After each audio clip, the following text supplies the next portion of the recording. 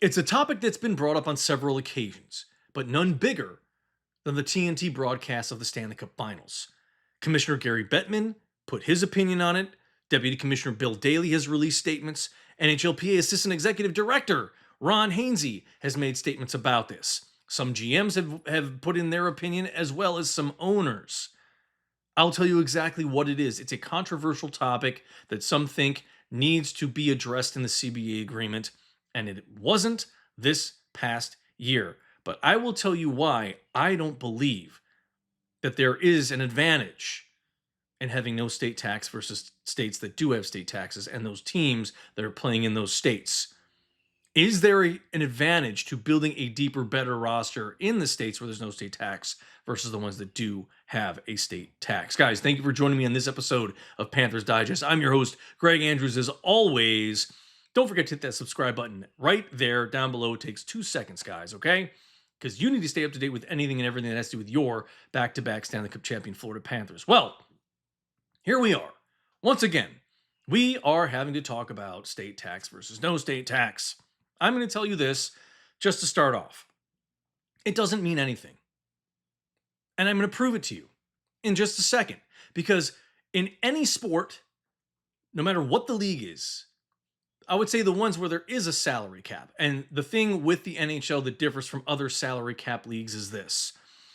They're very strict about teams going over that salary cap. And there are certain rules, which I will get into, about how there's a little bit of bending things and it just creates fairness in the roster. Like the LTIR is designed to where if a team loses a high caliber player, if they lose their star and they're somewhere near that top point of the salary cap, they can actually put him on LTIR, take that salary that is his AAV, let's call it $10 million a year, and they can use that $10 million to find a player or players to technically take his spot.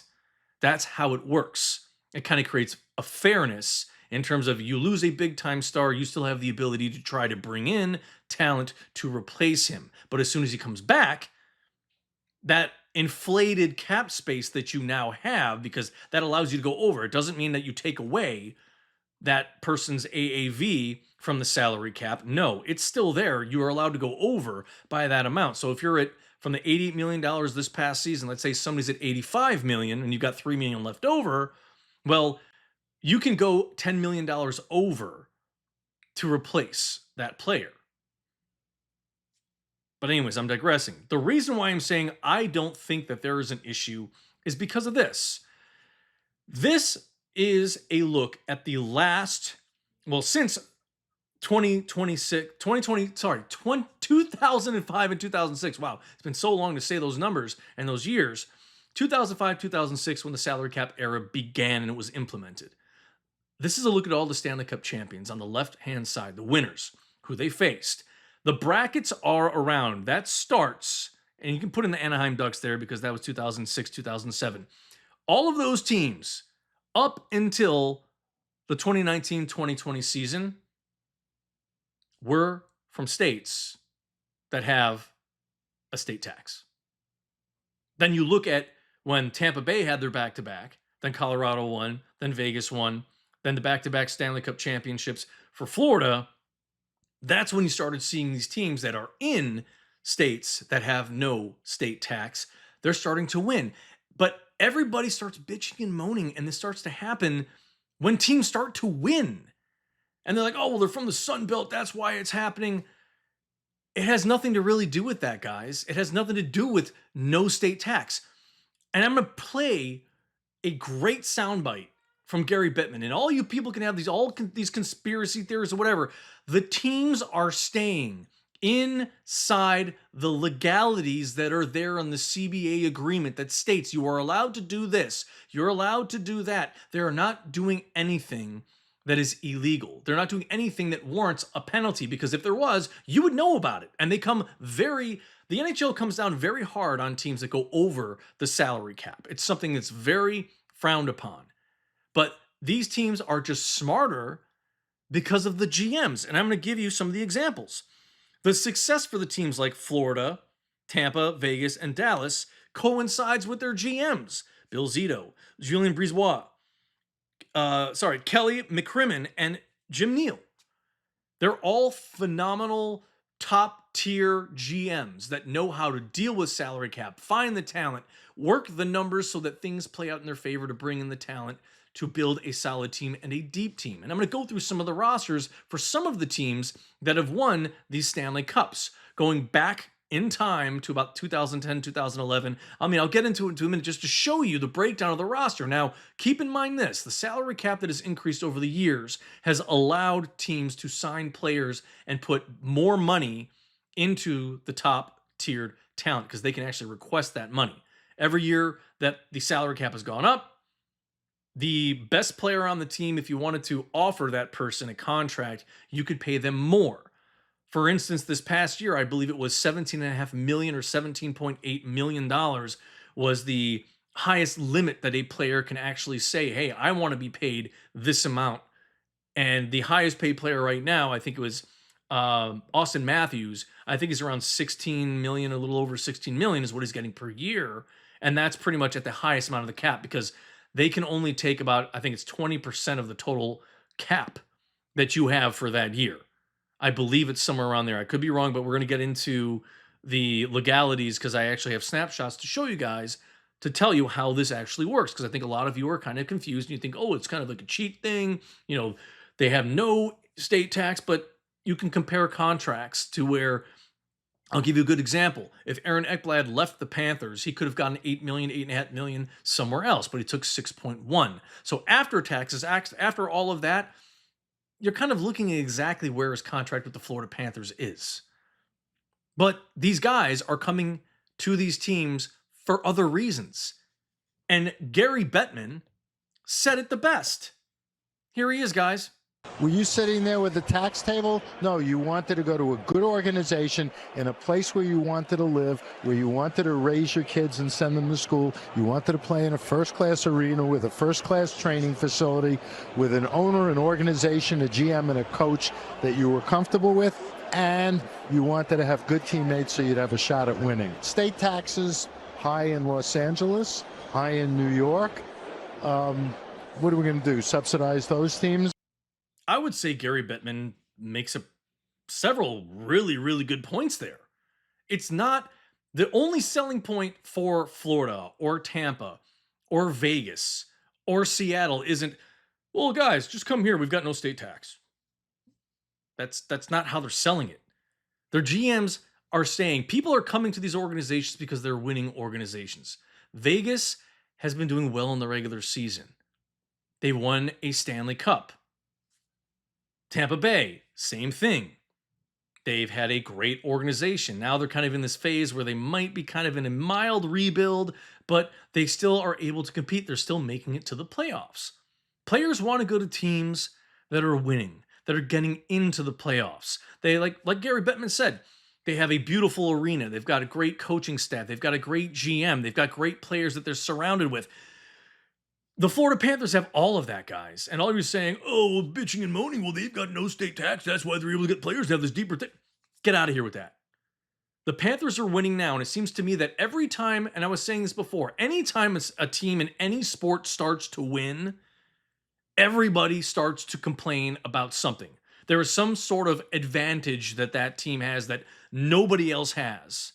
And that's why they're winning. That's why they're getting all the good talent. That's not how this works, guys. The NHL doesn't operate like that.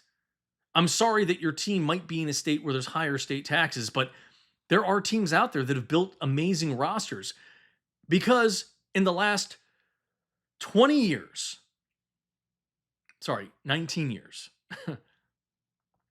5 teams that are in states that have no state tax have won the Stanley Cup. 14 that were in states that have state taxes have won the Stanley Cup. Why was nobody complaining before when Florida and Tampa Bay stunk? Like Gary Bettman said, why was nobody complaining then? It's because guys want to go where the teams are good, the facilities are great, and I had to say that Florida's an attractive place because, well, it's warm year-round. It's a great place to raise a family. Like you said, every point that he made is solid. And then, like he said at the end, are we going to subsidize New York and LA and Toronto and these places just because their taxes are higher. That's not how this works. That's not how this works. So we're going to start getting into more of this right now. So this is how cap hits actually work for those of you who do not understand how the cap system is. So an AAV, a contract, no matter what it is, front loaded or back loaded, it doesn't matter. If a player is getting 5 years, $50 million, the AAV is $10 million a year. That is the cap hit. It is basic, simple. That is it. It just says right there, I've underlined it. Teams can't game the system by front loading or back loading deals to reduce the cap hit. It is the same wherever you go. The AAV is it. There's an upper limit on cap player hits. No single player's cap can exceed 20% of the total team cap at the time of signing. So 2024-2025 season, that was 17.6 million. So I did get it on the nose. So the highest paid player right now is Austin Matthews at $16.7 million. And then LTIR, I've already kind of explained how this goes, guys. The team is allowed to exceed the cap by the amount of the injured player's cap hit in order to replace him. So if a player has a $5 million cap hit, they go on LTIR, you can replace him with one player or multiple players up to the additional $5 million beyond the normal cap ceiling. However, there are strings attached to it. Teams must already be at or near the cap to use LTIR. If you're way off, it won't happen.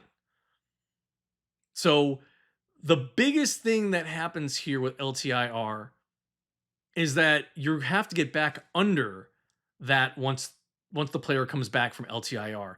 And the biggest thing is that salary cap in the playoffs right now isn't an issue. There is no way to exceed. There's no salary cap in the playoffs. And I know that's going to change. I think that put that in the CBA, not for this next year, but for the following year, I believe. But everything that has been done since the salary cap era began in 2005 and 2006, it has been done within the rules, or you would know about it from the NHL guys. So the Panthers have not been doing anything wrong. So this is the cap ceiling per year. You can see highlighted at the bottom there, the really thick black is 88 million for the year. So I'm going to start going over some of the team's salary caps from over the years for the Stanley Cup champions. Excuse me. Oh my God, I'm so sorry. So first, Chicago Blackhawks, 2014-2015. $70 million. That was the third highest in the league. Now, again, the one thing you guys have to realize is total cap allocations. So that's not like it's going to be over the total cap amount because of changing contracts, signing guys, extending guys throughout the season, this and that, LTIR, injuries, whatever it might be. So those numbers are a little skewed, but that was third in the league that year. And you can see their cap space, they were underneath it by just over $1 million. Now let's take a look at the next one. Washington Capitals. They were third in 2017, 2018 at $77.3 million. Third. Okay, you can see there, cap space. They went over. Tampa Bay Lightning, first at almost $100 million in 2020, 2021. But their cap space, they were at zero. They did not go over it. Toronto Maple Leafs, this past year, they were fifth, almost $100 million, $96.5 million, guys. And here's the Panthers. Yes, $100 million. But remember, we had Matthew Tkachuk on LTIR, so we had $9.5 million in room. The other part of this that doesn't hurt our salary cap is Seth Jones' contract. I think it's 26.7% of it is being picked up by the Florida Panthers. By the Chicago Blackhawks, excuse me. And they have to take into consideration total cap allocation. So all the money that's been thrown around, extensions, all that stuff, that's why that number is so high. Think of all the signings after the season has been done. That is the new number for the cap table right now, as you can clearly see right there. So the reason why I'm showing you all of this, guys, is because all of this sitting there with the misconception, tax table? that oh, it's like a cheat code to be in a state and have a team because there's no state taxes. That's not what these players are relying on. This in the NHL, out of all the other leagues that are out there, to me, the NHL is the one where these guys are more passionate about winning than actually getting these humongous contracts. Because yes, it is unfortunately the sport where there are the lower paying deals. And I know MLB, I don't even talk about baseball because there is no cap. You can pay a guy 80, 90, $100 million in a year if you wanted to. But that's why I have respect for the NHL. That's why I love this game, is because these guys play hard because they all want to win. Of course, all the other guys in any other sport want to win championships, of course. But there is a lot more greed in the other sports than there is in the NHL. There's always going to be greed in any sport for any player, but I think there's so much less of it in the NHL. That's why what happened with the Panthers this past season, postseason, the last few weeks, happened. They see a winning combination. They see that what Bill Zito has built, the chemistry is there, the blueprint is there, great facilities. I already went over this in my last episode. They have a brand new practice facility. They have this incredible arena. They've been winning. They've been winning. The organization is phenomenal. Why would anybody want to leave? I think a lot of players want to come here. And the players are like, you know what? Let's win now. Let's keep this going. That's why they were able to sign. So where we're talking about now, some people would be like, well, it's all Gary Bettman. It's just all this thing, the commissioner and the deputy commissioner, all this stuff. They have this whole game plan. Not everybody does. Even the NHLPA assistant executive director, Ron Hainsey, has come out and made a very, very good comment. Because, guys, if you guys know who he is, he had a 17-year career in the NHL. Played from 2003 to 2020. 17 seasons, guys. Multiple different teams. He even said, he's like, well, how are you going to bring this up? But there were cup winners like Detroit, Chicago, Los Angeles, and Pittsburgh over a more than a decade span that ruled the roost and were winning Stanley Cups. Okay. So now that the Panthers are winning and Tampa Bay is winning, everybody's like, well, this has got to be the reason. No, it's not. They've just brought in the right people for the front office to help build teams that are championship teams. Winning combinations, finding the right blueprint. It happens. It's just happening at the right time for the Panthers. It happened at a specific time for Tampa Bay. And now everybody's got to complain that, oh, it's got to be something. There's something that they're doing and it's not right because it's not fair to the other teams. No, it's fair everywhere, guys. Your GM, I'm sorry, is not doing a great job. That's why you don't have a winning team. Your team's not doing that great right now. It's that simple. It's that simple. How is your ownership handling everything too? So let's keep moving on here. So this was Deputy Commissioner Bill Daley. I'm sorry that part of his face is missing, but these imbalances have existed forever. There are so many reasons why a player may choose to play in a particular location, for a particular team, for a particular coach that have nothing to do with the tax situation in that market. And that's 100% correct. Like I just said, there's a reason why players are going to specific destinations, and it doesn't have to do with no state tax. Yes, does it help? Yeah, it can. Brad Marchand is not going to lie about it. He said, yeah, it can help. There's money on the table that's left out there that's taken away from you if you go somewhere like LA, like I said, Toronto, or you go to New York. Yes, I get it. But these guys want to win. These guys are more about winning. That's not their sole decision. Oh yeah, no state tax, I'll go there. That's not how this works, guys. Come on, let's grow up about this. Here's the NHLPA Assistant Executive Director, Ron Hainsey. I love this quote for him because it's truthful coming from a player who was in the NHL before and he's on the player's side. Okay? I'm kind of baffled at times that this is the topic it is. To react this way out there because Florida and Tampa are having their moment here where they have the players, good teams, took less to stay. It's the same thing that's happened the previous 12 years with all these other things. So when we talk about it, is it really an issue? I'm not certain it is. And I couldn't agree more with what he said. That's an unbelievable statement to come from a guy who's the assistant executive director of the NHLPA. He stands up for the players. Don't you think he'd be an advocate saying, well, you know what? There should be more places that are taxed, no state taxes so the players can get more money. He didn't come out and say that. It's never been an issue before. Why is it an issue now? Just because Florida teams have been winning the Stanley Cup, just because their GM, their ownership, their front office has done a better job to build a better winning team compared to everybody else. It has to do with business. Yes, it has to do with what is attractive about what you're offering that's outside of financial means for these players. Are there good enough players to play with that are solid? Is the arena a great arena? Is the fan base great? Is the location nice? Guys, there's so many factors that go into these players' decisions. It's not just one. So stop saying that this is the reason why Florida and Tampa and Vegas have won the last 5 out of the last 6 Stanley Cups. Don't go there, guys. That's a bunch of BS, and you all know it. If you're going to keep crying and whining about it, just take a look at your team, tell your GM, tell your owner, start doing better work in terms of understanding the salary cap, finding the talent, drafting players, getting free agents, making trades, doing all this stuff to get you a better team. Again, Bill Zito has become a genius in terms of how to get players to come here, what they have to offer, the culture change. There is so much that he has done. That is why the Panthers have been able to have the success they've had for the last 4 years, technically 5.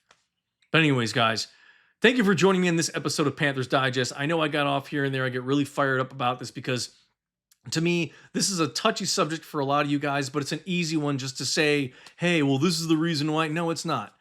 I'm sure if you talk to other hockey players that might be in the AHL or other minor league systems somewhere, you could probably say, all right, when you go there, is it just about playing hockey and trying to win and be better at what you do, or is it just about the money? Yeah, financial means is wonderful, but these guys want to win. Like I said, to me in the NHL, it is the most unselfish sport compared to the other ones. Yes, there are still players that will be greedy because they are the best at what they do at their position, so they're going to want more. That's just in any sport. But here, the reason why there is sacrifice from a lot of these players is because they want to win. They want to be a part of a winning combination because we haven't seen these big time dynasties, things like that in a long time. The closest one to it was the Chicago Blackhawks when they won 3 different championships in a span of, 6 years, 7 years? So, yeah. Anyways, guys, thank you for joining me in this episode of Panthers Digest. Don't forget to hit that subscribe button down below. Stay up to date with everything that's going on with these Panthers, guys. And I hope you're enjoying these episodes. Please comment down below. Let me know what you think about state tax or no state tax. And don't be too harsh. Please take it easy. Have fun with it. This is just an opinion thing. I put out my information here. I've done my research. I'd love to hear you guys' feedback, but please be respectful to me and be respectful to one another. Thank you so much. Love your support. Thank you all again. And don't forget to subscribe and go Panthers.